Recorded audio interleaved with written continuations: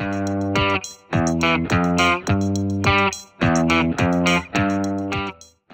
was very nervous about actually coming here to talk like this because I realised that where everybody else here is talking about data visualization, a part of what I do is about actually data olfactorization, so making data into smells, so taking places and making them into smells and using that to communicate the city. So sitting at the end of a day like today, which has had some phenomenal presentations in it, with some interesting links to smell from Eleanor and sort of some other things that sort of like touch on what I'm interested in. The National Geographic mapping obviously comes into it, where their degree of accuracy and what they're aiming for is very counter to the very experimental practice that I have. So what I was talking about today was how mapping can actually inform how we understand the smellscape, how mapping smell can actually contribute in a way to data visualization, but then also to turn it on its head and to say, how could we actually communicate data using other sensory methods, and maybe smell is one of those.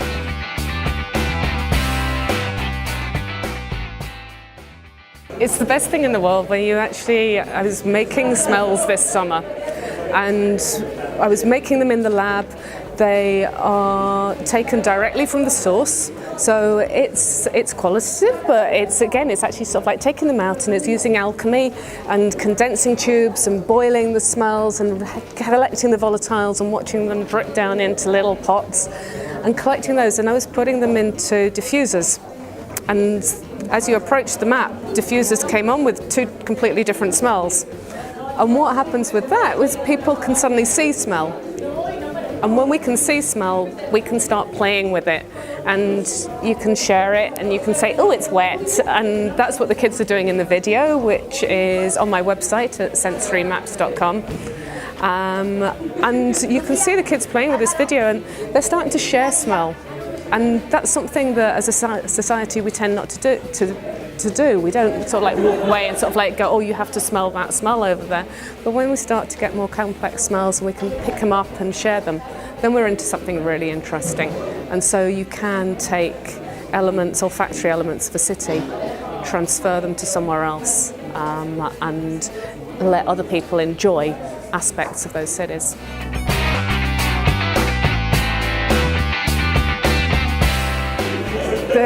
There's an element of standardization of the symbols that I try to use for the maps. So what they take is they use the wind patterns and they use the perceived smells of a city at a particular moment in time.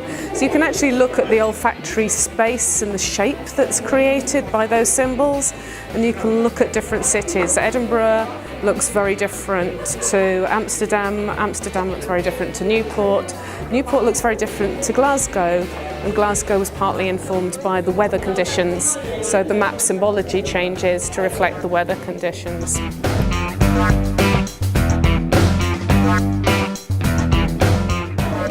Very, very much so. I mean, there's already work going on about developing a sort of an olfactory pedagogy, because we don't know how to, we don't teach smell. We have got no idea about how do you actually communicate it, what theories, what backgrounds, what preconceptions do you come with, how much is cultural, how much is experience.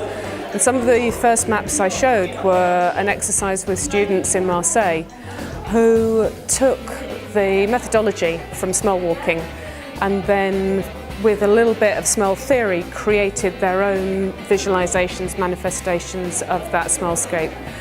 There were 12 groups, each of the 12 maps is completely different. It's phenomenal what can actually be created using this as a starting point.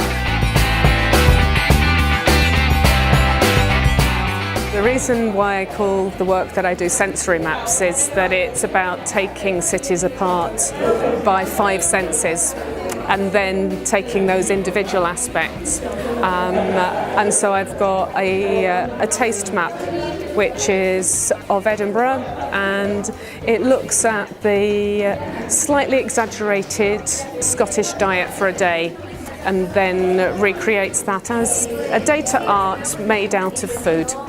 And again, you can see that on my website. It's very difficult to explain it. You have to see it, you have to look at it.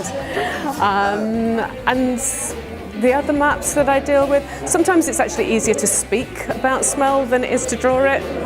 So there's a line in The Life of Pi where he actually talks about the mapping of different smells, and actually putting that together as a visual was incredibly complex, and it's stated in 2 sentences in the book.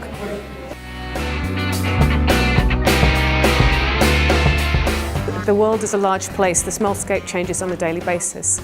And it's really important to me that people take it and make their own thing with it. So the idea of the app is to be able to go out to record that data, to see what comes up in different cities worldwide. And then I'd like to pull all those together to create dynamic, kinetic smells that come through with some sort of olfactory element that's involved with it as well.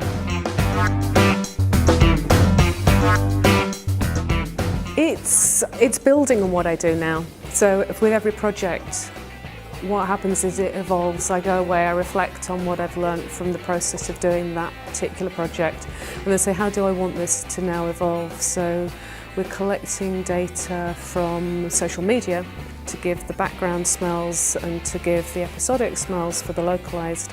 And then I'd still want to put the ephemeral, personal, qualitative stuff on the top of that. So you end up with very much a dimensional map, the pyramid of the city, the smellscape, and then that goes back to the theory of the smellscape that comes from human geography. So in a way it just works beautifully.